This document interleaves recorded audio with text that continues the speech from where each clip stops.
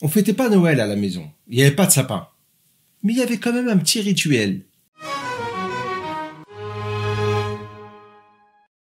Salut les fidèles, voici notre Maghreb de Proust d'aujourd'hui.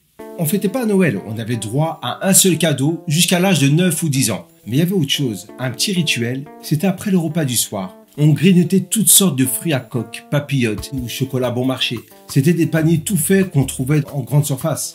Il n'y avait pas une date fixe, mais dans cette période de Noël, d'un coup d'un seul, ma mère mettait sur la grande table le fameux panier. Mais aucun de ces fruits secs était décortiqué. Et vas-y, je te sors une pince multiprise pour casser des cacahuètes, des amandes, des noisettes. Fallait la mériter, ta noix du Brésil.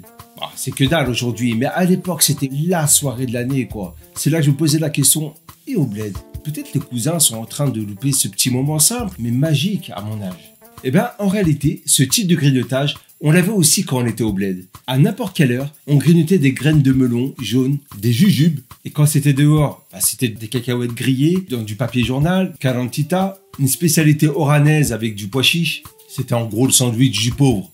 On avait même des marchands ambulants qui venaient dans les lieux d'habitation annoncer les marchandises. Tous les lundis matins, par exemple, on entendait un gars qui marchait avec sa mobilette. Il criait « Millefeuille !» Et on craquait. Tous les lundis, on se ramenait avec une assiette. En dehors de cette expérience au bled, qu'est-ce qu'on grignotait dans la journée? Du pain.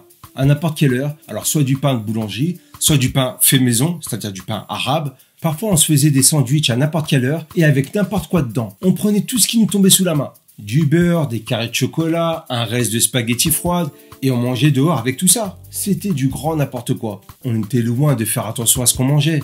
En fait, il n'y a pas eu de réflexion à l'époque sur le fait de manger équilibré. Aucune règle. Ah si. Interdiction stricte de manger du porc et de boire de l'alcool. J'imagine pas à quoi auraient ressemblé mes parents si la tradition musulmane avait prôné explicitement de manger sain, d'éviter de manger trop sucré, trop salé, trop gras, 5 fruits et légumes par jour, et si la tradition avait prôné le véganisme.